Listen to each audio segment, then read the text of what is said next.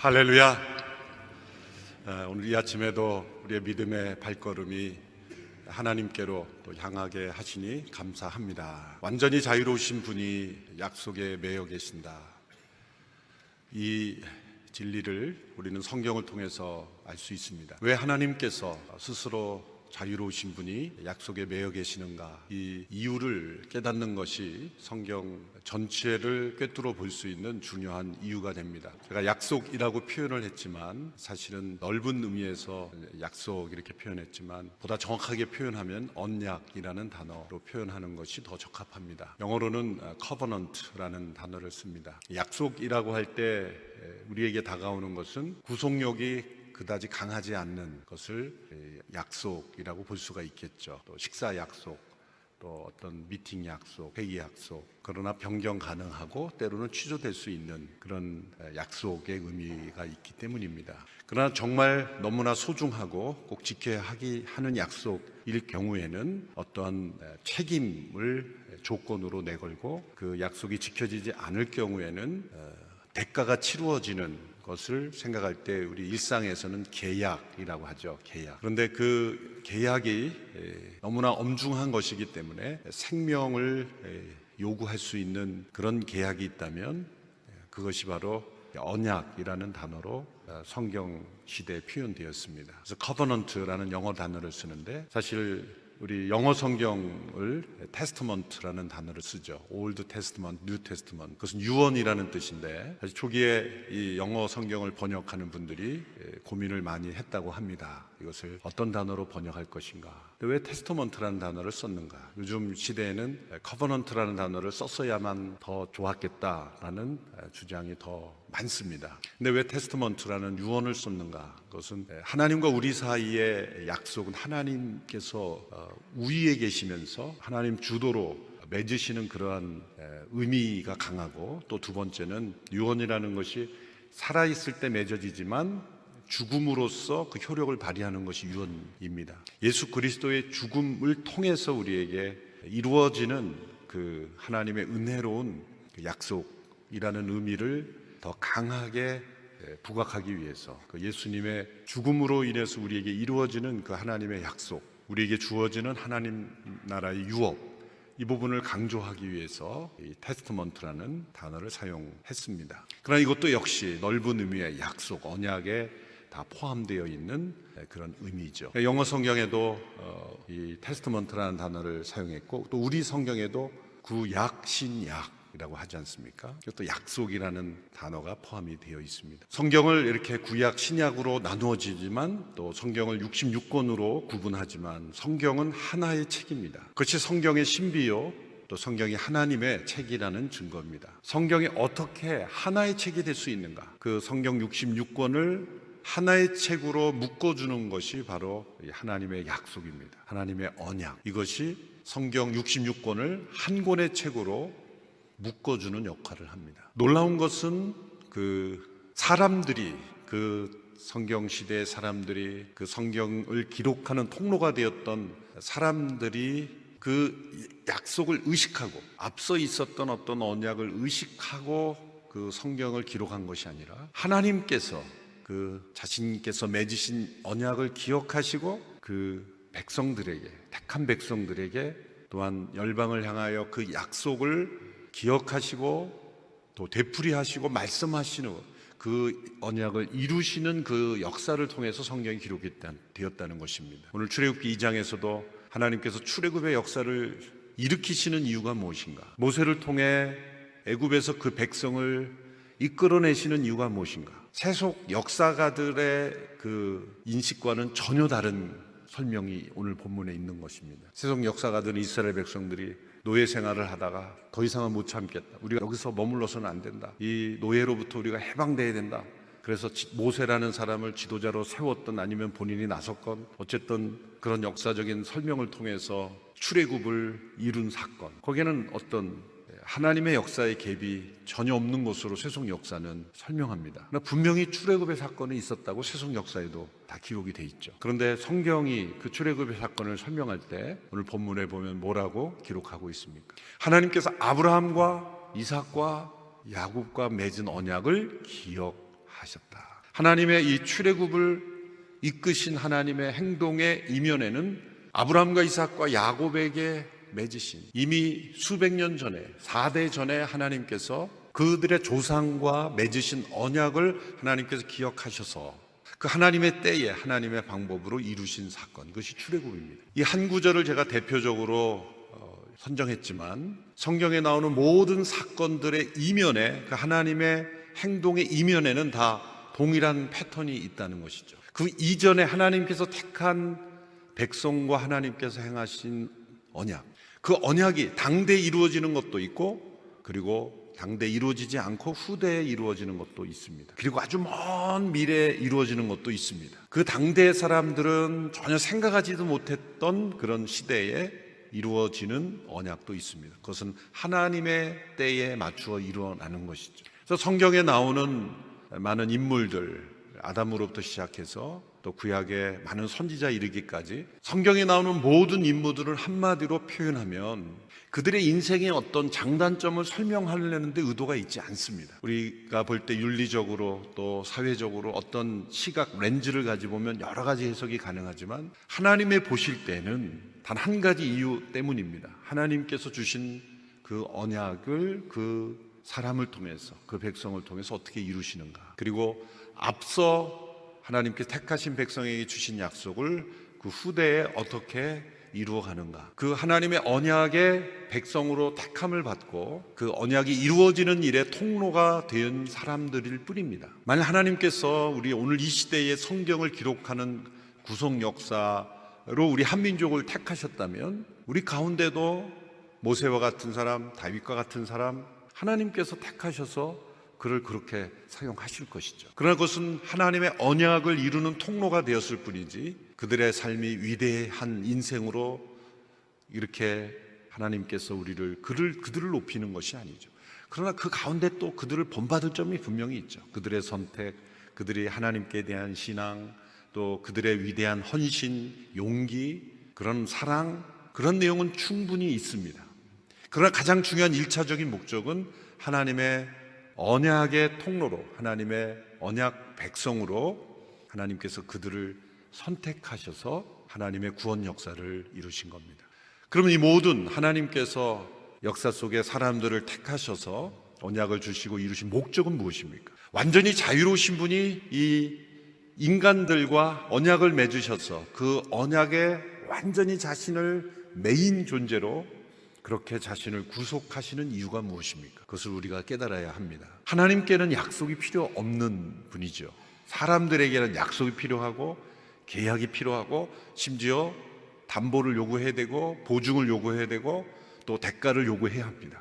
그것은 인간이 믿을 수 없는 존재라는 거죠. 세상에 약속이라는 단어가 존재하는 것은 인간이 믿을 수 없는 존재이기 때문에 약속이 필요한 겁니다. 그래서 그 약속을 통해 서로 믿기로 작정하고 약속을 맺는 겁니다. 그것이 계약의 형태든 언약의 형태든. 그건 불신을 전제로 하는 겁니다. 그러므로 하나님께서 인간과 언약을 맺으셨다는 것은 하나님 자신을 믿지 못할 존재로 만드는 것입니다. 있을 수 없는 일입니다. 하나님은 약속하실 필요가 없는 분이죠.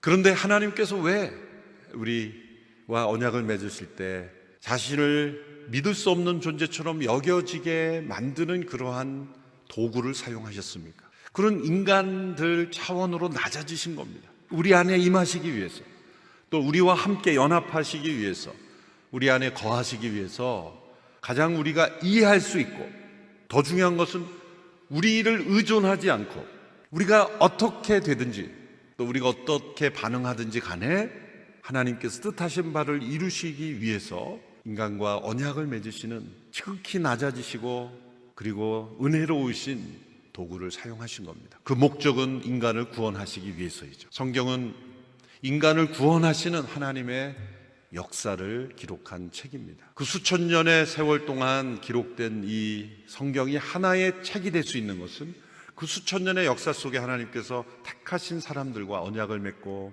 그 언약을 신실하게 이루어 가신 그 모든 것이 사람의 일이 아니라 하나님의 일이라는 것을 우리에게 알려주시기 때문입니다. 하나님께서 아담을 하와를 창조하셨을 때 그들에게 주신 중요한 명령이 있습니다. 땅을 정복하고 땅에 충만하라 말라라는 이 하나님을 대리하여 세상을 하나님의 나라로 만들어가는 그 명령과 동시에 금지 명령을 하나 주셨죠.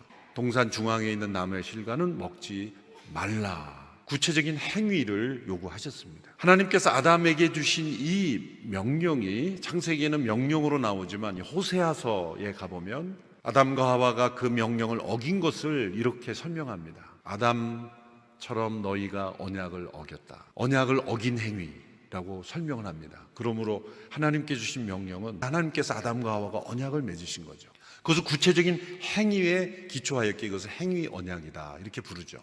그것은 인간에게 하나님께서 자유의지를 주셨고 자신의 의지로 선택할 수 있는, 하나님을 사랑하는 것을 선택하고 또 하나님께 순종하는 것을 선택할 수 있는 충분한 능력을 주셨기 때문에 먹지 말라라는 명령을 먹지 않을 수 있는 것이었습니다. 그러나 하나님께 주신 자유의지는 또 하나의 위험이 있습니다.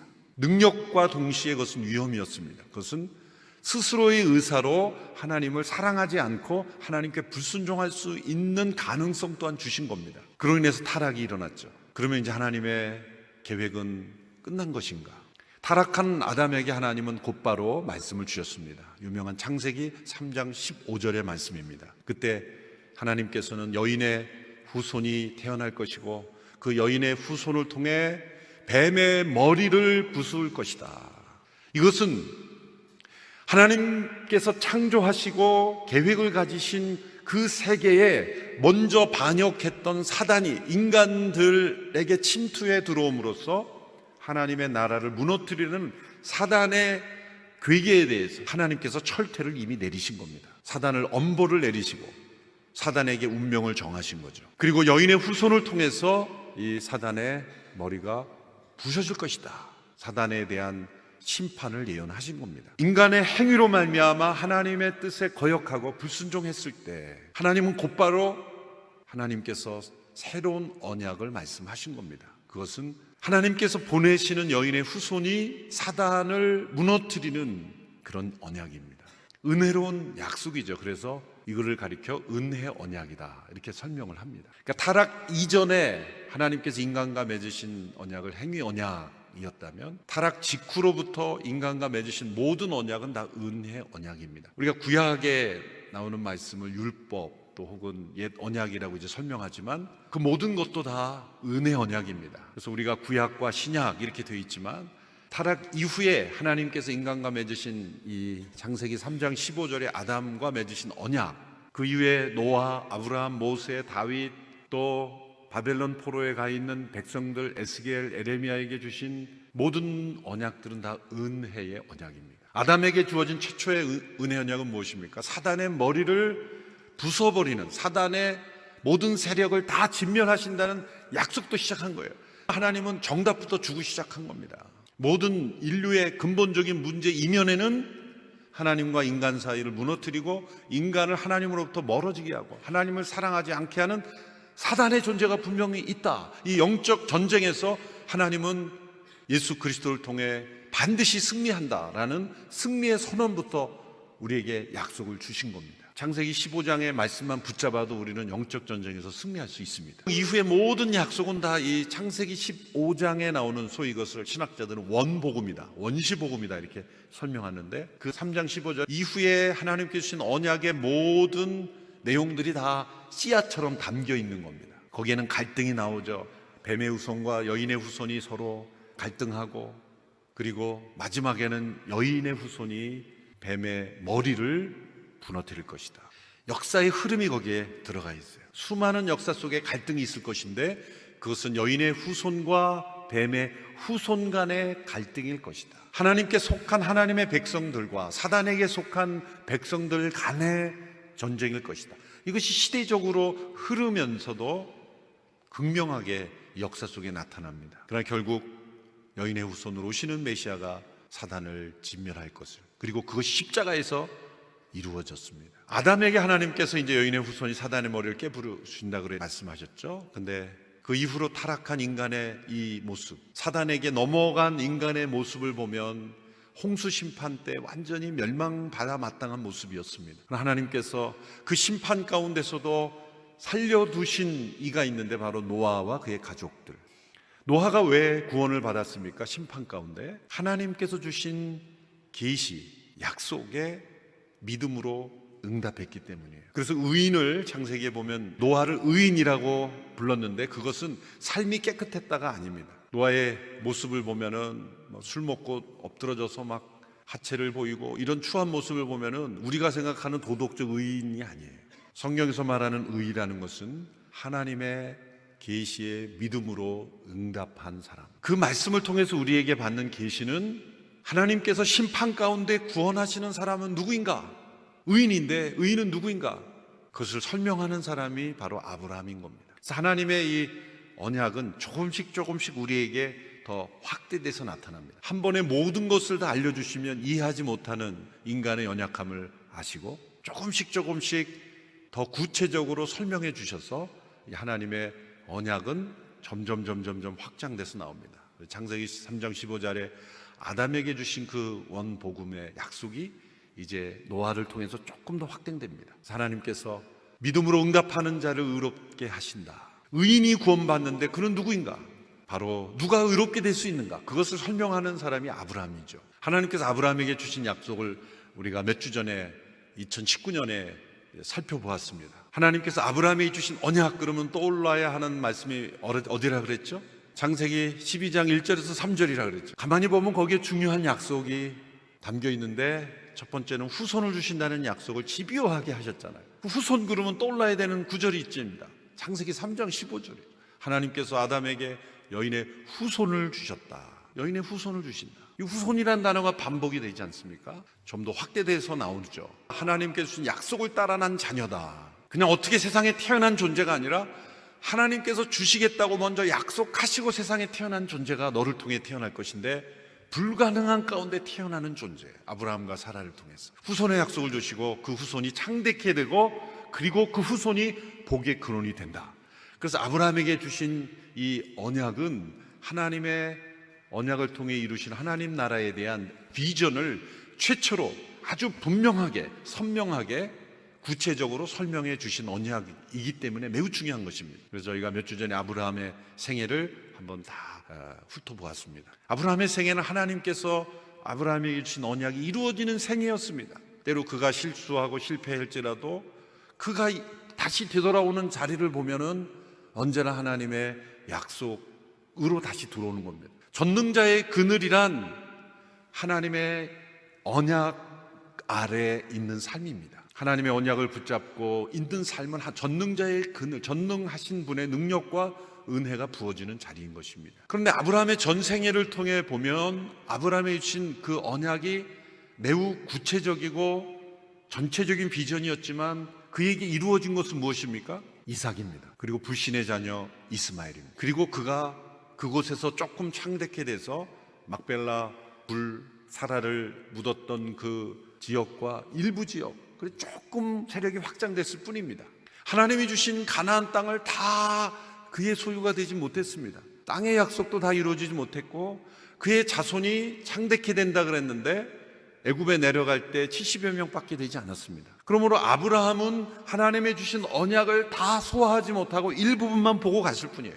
그런데 그 언약이 이제 그 아브라함과 이삭과 야곱의 시대에 이르러서 하나님은 놀랍게도 야곱과 두 아내, 두 여종, 그래서 그의 자손이 12자손이 되어서 12명의 자손이 이제 애굽으로 내려가서 그곳에서 창대케 됐죠. 세속 역사의 관점으로는 이해할 수 없는 신비로운 역사입니다. 요셉이 애굽으로 팔려가는 사건, 그 이면에 형제들의 미움이 있었고 인간의 죄들이 그곳에 흐릅니다. 아브라함과 이삭과 야곱의 그 가문에 보면은 우리가 늘 익숙하게 볼 수 있는 어떤 인간의 죄, 가족 간에 있는 문제, 다 그 문제들이 그대로 나타나죠. 그래서 우리 창세기가 쉽게 읽혀지는 건 우리의 이야기이기 때문이에요. 문화가 그렇게 다른 시대이지만 어떻게 이렇게 우리와 똑같을까? 야곱의 이야기는 나의 이야기고 그들의 죄와 불순종이 우리 안에 그대로 있습니다. 놀라운 것은 그들은 그렇게 죄와 불순종의 모습이었지만 하나님의 차원에서 보면 언약을 받은 그 백성들에게서는 놀라운 일들이 일어난 겁니다. 노예로 애굽에 팔려갔는데 그가 총리가 됩니다. 그것을 인간적으로 볼 때는 위대한 휴먼 스토리로 만들죠. 요셉과 같이 종의 신분에서 총리가 될 수 있다. 누구든지 자기가 노력하면, 열심히 비전을 품고 노력하면 될 수 있다고 했지, 그렇게 가르치는 표본으로 삼아서는 안 되는 거예요. 왜? 그렇게 되는 사람도 있고 안 되는 사람도 있기 때문이에요. 다 되는 게 아닙니다. 다 되는 게 아니면 진리는 아니에요. 그래서 우리가 자녀들이 가르칠 때도 너가 안 될 수도 있다 항상 얘기해 줘야 돼요. 왜? 진리가 아니에요. 요셉을 봐라. 요셉이 종에서 총리가 됐는데 너도 꼭 될 거야. 그러면 안 됩니다. 거꾸로 총리가 종이 될 수도 있는 거예요. 우리 인생은 이렇게 다양한 상황 속에 있는 겁니다. 왜 요셉이 애굽의 종에서 총리가 됐습니까? 하나님의 언약의 물줄기라는 관점에서 보면 그 백성이 창대하게 되는데 브릿지로 사용이 된 거예요. 그래서 요셉에게는 꿈을 해석할 수 있는 신비한 능력을 주셨고 그 꿈을 통해서 총리가 됐지 않습니까? 하나님께서 역사를 다루실 때 그 백성 가운데 언약으로 찾아서 언약이 신비롭게 이루어지는 역사가 이스라엘 역사였습니다. 그래서 요셉과 그 후손들이 애굽에 내려가서 창대하게 된 게 출애굽기 1장이죠. 왜 창대하게 됐습니까? 왜 히브리 여인들이 아이를 잘 낳습니까? 모든 것들이 다 하나님의 언약으로부터 출발하는 겁니다. 그래서 애굽인들이 두려워할 정도로 히브리인들이 창대하게 됐다. 그것은 아브라함에게 주신 언약이 이루어진 거예요. 그래서 모세라는 인물이 등장해서 그들이 출애굽해서 이제 한 국가로서의 모습을 띠게 되는데, 그것은 그만큼 그 창대케 된 약속은 아브라함에게 주신 약속이 이루어진 겁니다. 이삭 한 명이 아니라 이제 많은 족속이 이루어졌다. 그리고 두 번째 이루어져야 될 약속이 있죠. 그것은 하나님께서 약속하신 땅, 아브라함이 갈대아 우르에서 부름을 받고 하나님을 예배하며 밟았던 그 땅, 동서남북을 바라보라, 다 너희에게 주리라 약속하신 그 약속 땅으로부터 지금 멀어져 있지 않습니까? 애굽으로 내려가는 건 분명 하나님의 약속 속에 있던 거예요. 아브라함이 스스로 애굽으로 내려갔던 것은 불신앙으로 내려간 겁니다. 이것이 똑같이 애굽에 내려가도 하나님의 약속을 따라갔느냐 아니면 불신앙으로 하느냐에 따라서 다른 거죠. 근데 이 모세와 함께 그 백성들이 창대한 백성들이 가나안 땅으로 다시 돌아오는 거, 왜 돌아옵니까? 그것은 세속 역사에서는 이해할 수 없는 하나님의 언약의 성취로 그들에게 주어진 겁니다. 그래서 그들에게는 승리가 먼저 약속된 겁니다. 왜? 하나님이 주신 땅이기 때문에. 아브라함에게 주신 땅, 이삭과 야곱에게 주신 그 땅을 다시 되찾는 겁니다.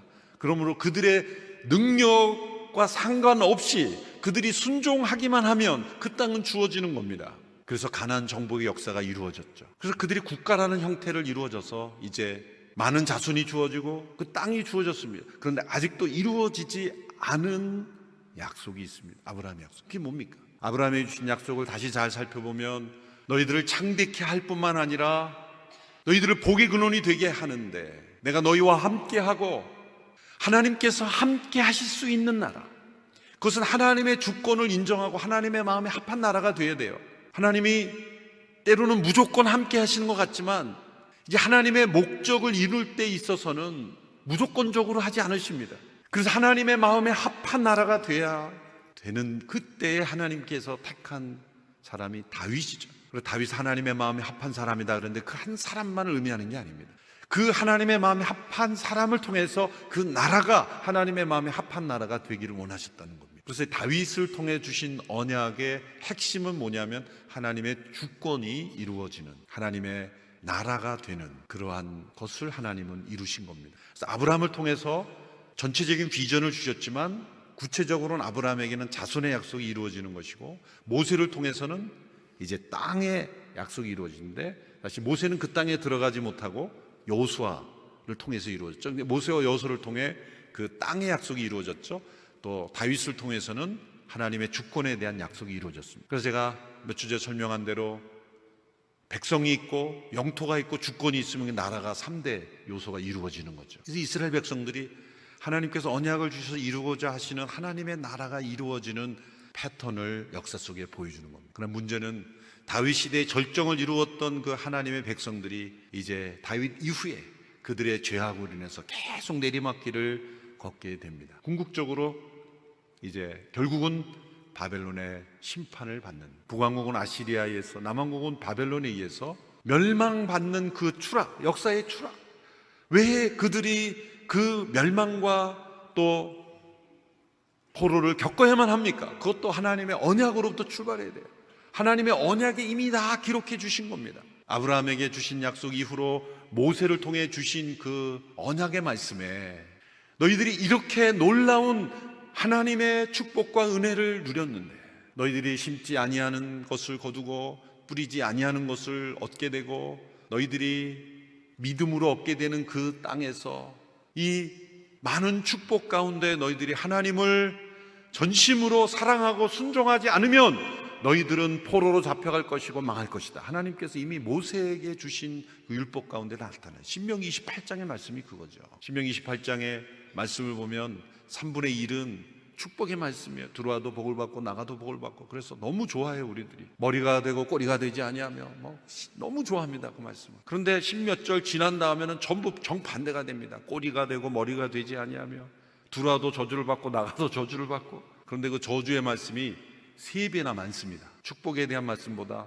저주의 말씀이 3배나 많은 것은 우리가 타락할 가능성이 3배나 많다는 거예요. 복받을 일을 할 가능성보다 타락할 일이 훨씬 많다는 거예요. 그래서 3배나 많은 걸 하는데 그건 안 읽어요. 앞부분만 읽고 아멘 그러고 끝납니다. 경고의 말씀을 듣지 않는 거죠. 오늘 이 시대도 마찬가지입니다. 그래서 역사가 추락이 됐어요. 그러면 이제 끝난 건가? 하나님의 약속은 결코 끝나지 않습니다. 하나님은 아브라함에게 주신 약속을 이루고야 마십니다. 모세를 통해 다윗을 통해 이루신 것처럼 그들의 백성은 하나님의 언약을 떠났지만 하나님은 그 백성을 다시 돌아오게 하시는 약속을 주십니다. 그래서 새 언약의 말씀이 주어지는 겁니다. 새 언약, 내가 너희와 새 언약을 맺으리라.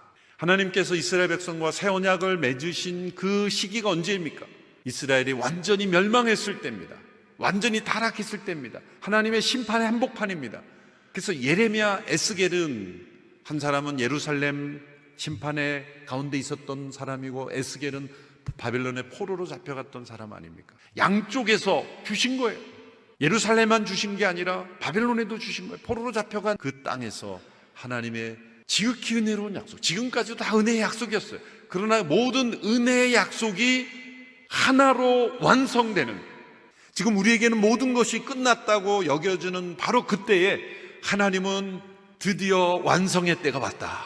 완성의 약속, 새 언약을 주십니다. 놀라운 하나님의 언약의 역사입니다. 그 새 언약의 말씀을 주실 때 이제 옛 언약과 다른 새 언약을 주신다 그럴 때, 그래서 옛 언약과 새 언약을 우리가 비교하게 되죠. 그래서 옛 언약은 행위 언약이 아니라, 행위 언약은 타락 이전에 하나님께서 인간과 주신 언약이 행위 언약이고, 타락 이후에 하나님께서 주신 모든 인간과 맺으신 다 은혜 언약이에요. 근데 그 은혜 언약 아래 하나님께서 2번의 단계를 거쳐서 인간과 언약을 맺으신 것이 나타납니다. 새 언약을 맺기까지의 모든 언약을 이제 옛 언약이 되는 거죠. 그래서 하나님께서 아브라함, 모세, 다윗에게 언약을 맺어서 내가 옛 언약을 준다 이렇게 말씀하지 않으셨어요. 근데 새 언약이라는 단어가 나옴부터 그러면 그 전에 다 옛 언약이 되는 거죠.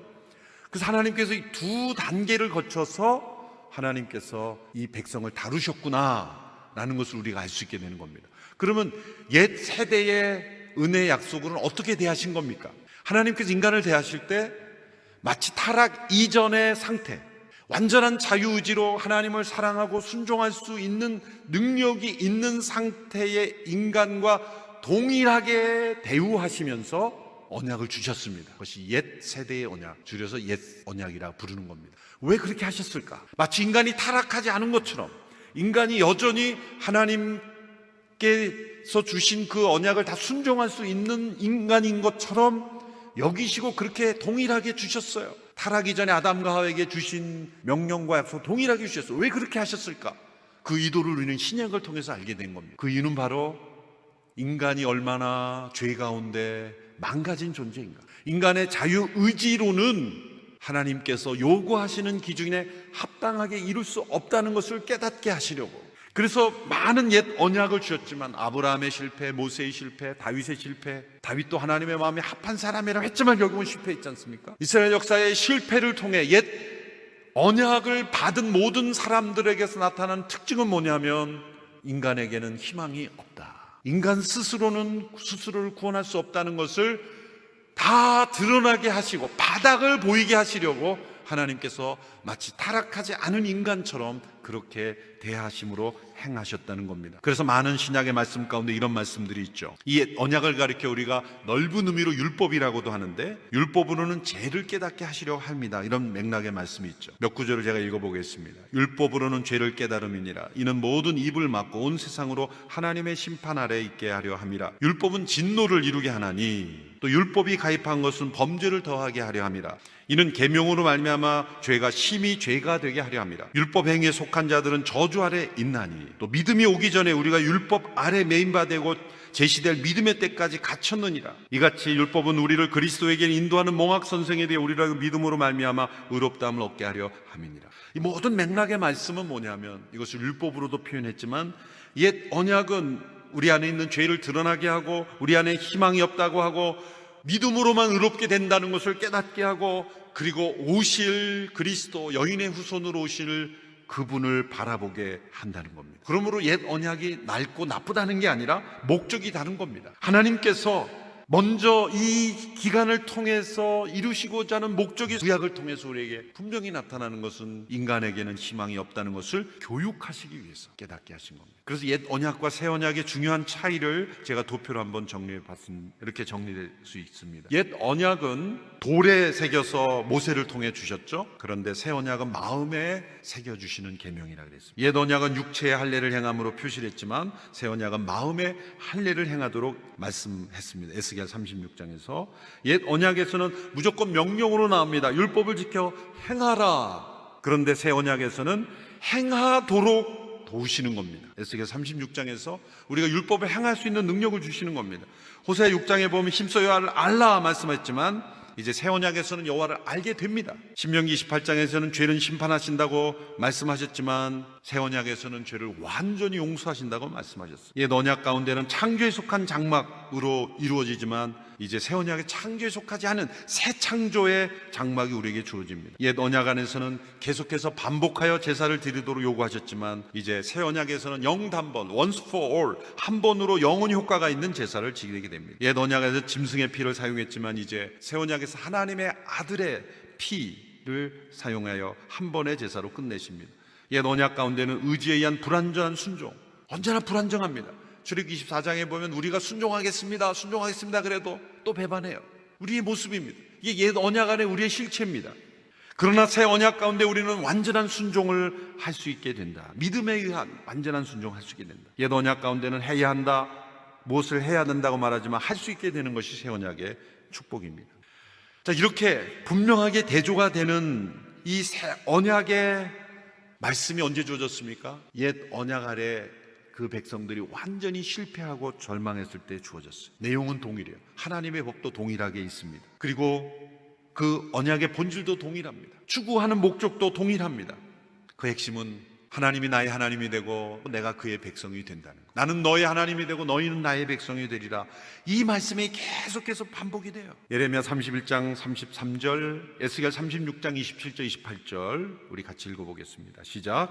여호와의 말이다. 이것이 내가 그날들 후에 이스라엘의 집과 맺을 언약이다. 내가 내 율법을 그들의 생각 속에 주고 그들의 마음에 기록할 것이다. 그리하여 나는 그들의 하나님이 되고 그들은 내 백성이 될 것이다. 에스겔 36장 시작. 그리고 내가 내 명령을 너희 안에 주어서 너희로 하여금 내 명령을 따르며 내 규례를 지키고 행하게 만들 것이다. 그리고 너희는 내가 너희 조상들에게 준 그 땅에서 살게 될 것이다. 그러면 너희는 내 백성이 되고 나는 너희 하나님이 될 것이다. 요한계시록 21장 3절 시작. 그리고 나는 보좌에서 큰 음성이 말씀하시는 것을 들었습니다.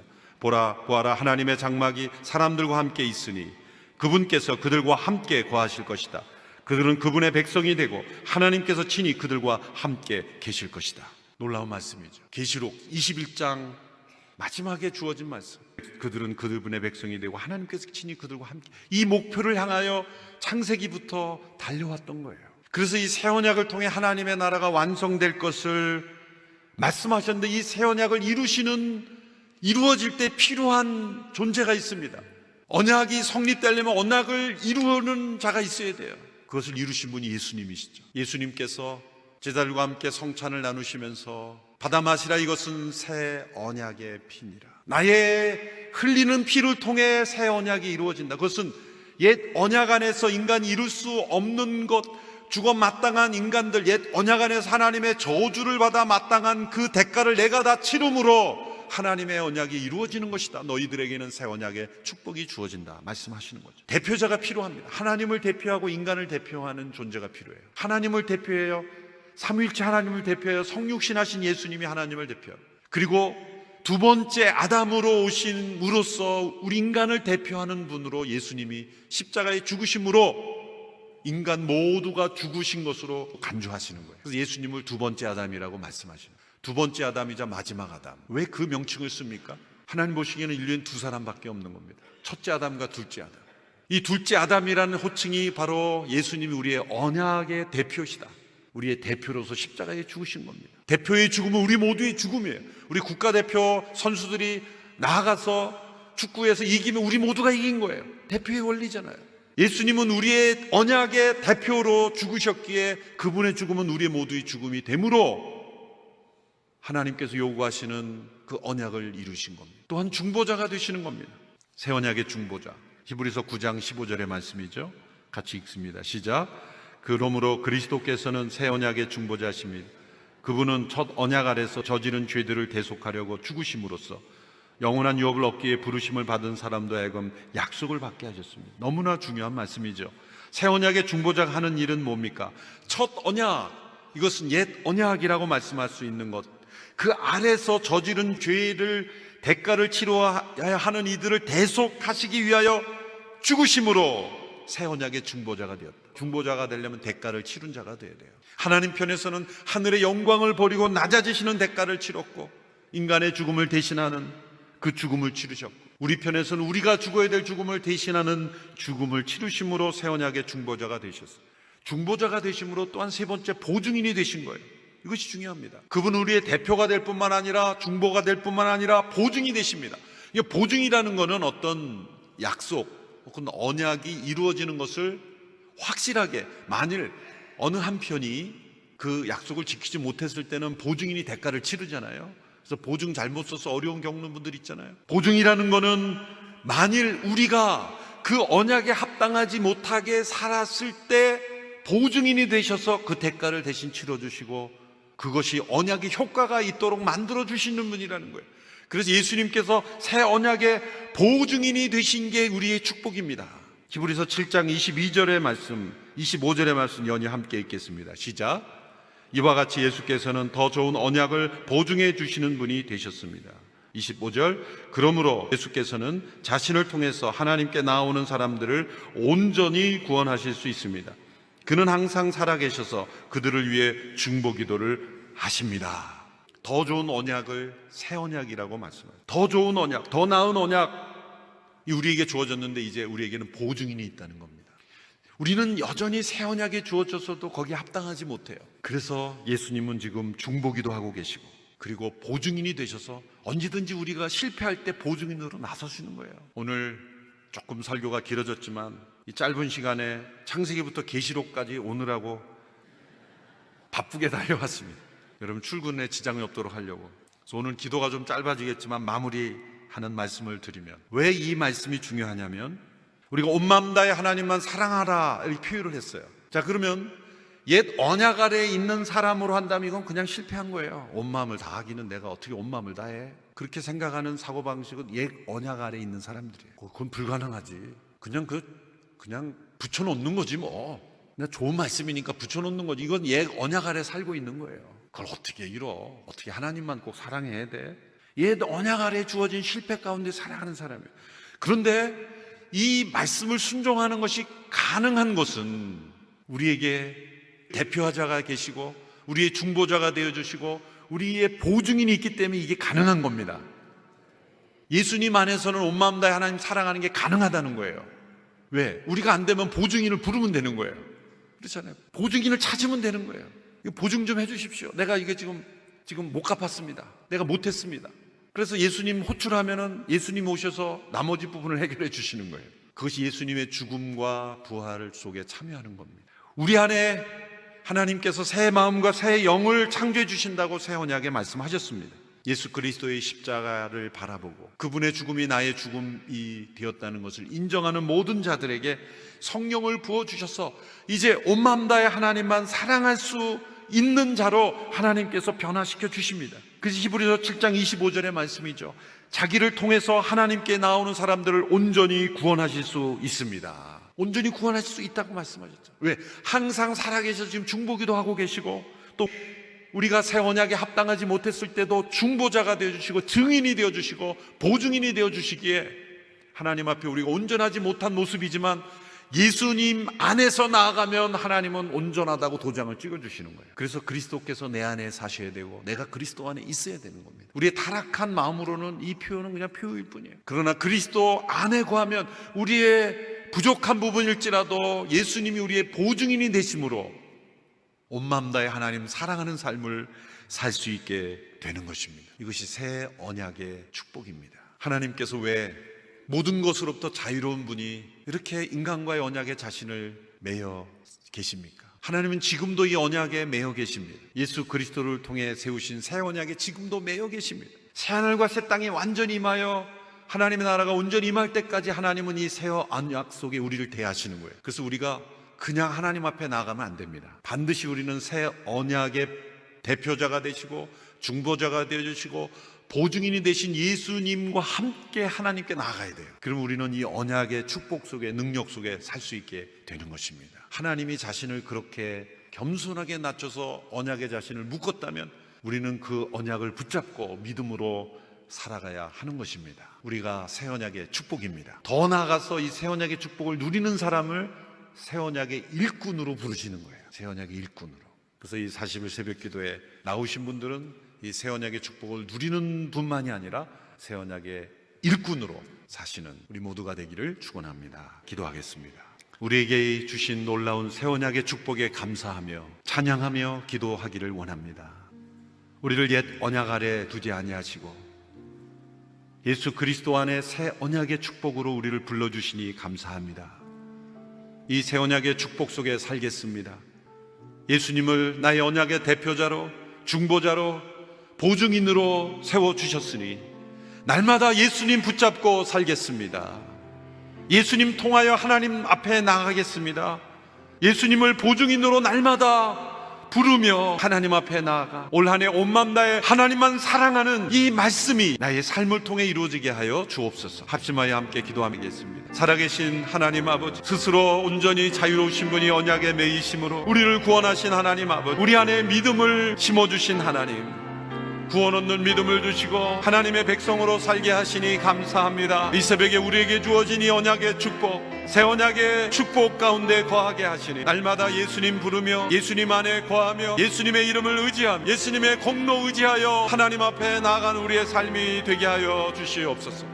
하나님 아버지, 우리에게 주신 모든 삶이 하나님의 언약이 이루어지는 통로가 되게 하여 주시고 새 언약의 백성이 되게 하셨으니 이제 새 언약의 일꾼으로 살게 하여 주시옵소서. 예수 그리스도를 통해 맺어주신 이 새 언약, 십자가의 희생으로 맺어주신 이 새 언약의 축복이 우리의 삶 속에 날마다 흐르게 하여 주시기를 원합니다. 아버지 하나님, 언약에 변치 아니하시고 신실하신 하나님, 그 하나님의 사랑 속에 거하기를 원합니다. 전능하신 하나님의 그늘 아래 거하기를 원합니다. 언약의 백성으로 살아가기를 원합니다. 하나님의 늘 날개 아래 살아가기를 원합니다. 예수 그리스도 안에 우리를 새 언약 백성 되게 하신 하나님, 그 크신 사랑과 은혜 속에 우리가 머물며 살아가는 우리의 백성들이 되게 하여 주시옵소서.